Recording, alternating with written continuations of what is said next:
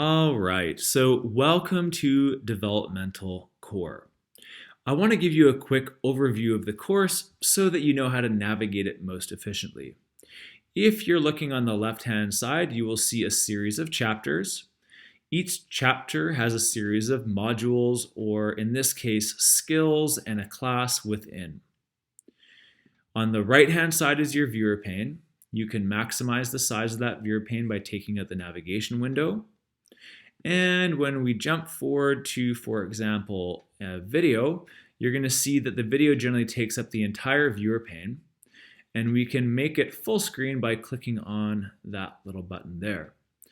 The volume option is right there, and then you can make for different quality or speed settings with this little cog wheel there. So each chapter, or in this case lesson, has a series of skills followed by a class. In the class number 1 is composed of 6 individual skills that flow together to make a 40-minute routine. If you want, you can jump down and start wherever you want. So none of these chapters or modules are prerequisite for the next. In other words, you can hop around this course however you wish.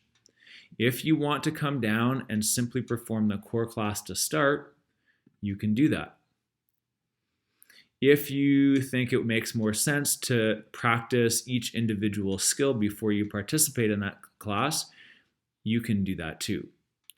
Now, my recommendation would be that if you have a really strong foundation for stability and movement, and or you've reviewed these exercises with one of our clinicians or participated in our online Zoom classes, you could probably just jump right down to the developmental core class and then afterwards review the individual skills to make sure that you're performing them optimally.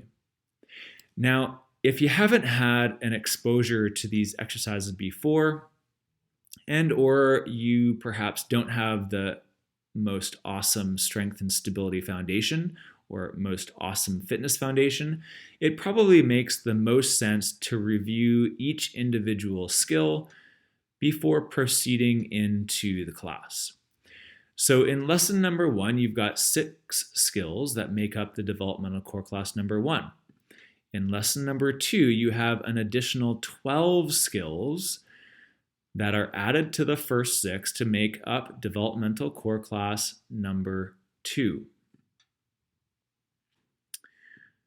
In lesson number 3, you have another 10 skills, and those additional 10 skills, making it 29 in total, are all within the developmental core class number 3. Now, the final lesson only has one additional skill, and for the most part is a review with additional progressions and modifications to everything that you've done prior to that point.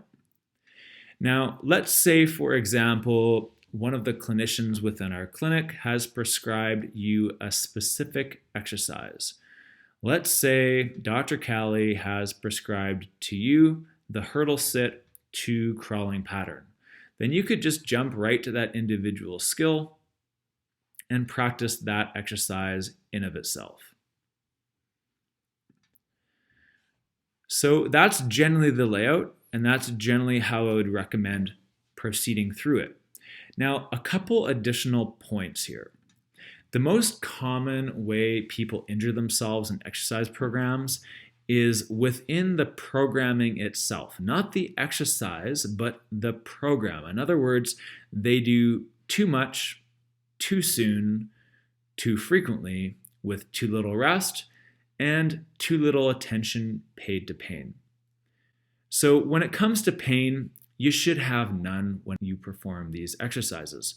If you have any pain or discomfort performing any of these exercises, it is essential that you communicate with one of our practitioners to ensure that they can assess the reason why you would have pain, make sure that you're performing the exercise properly, and perhaps give you modifications or alternatives to that specific exercise.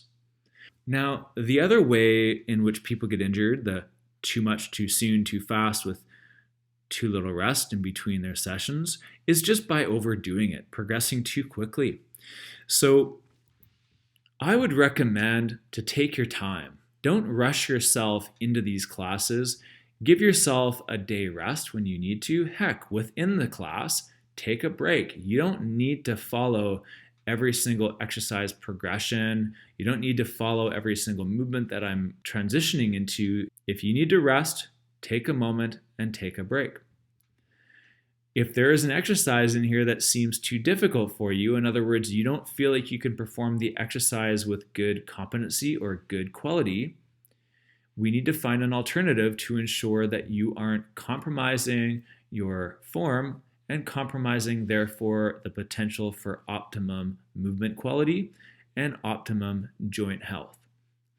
These exercises are typically very, very safe.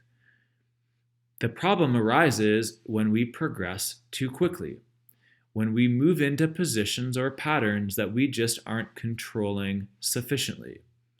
So please take your time, build slowly, and when necessary, ask one of our clinicians to review the movement with you and to ensure it's the right fit for you.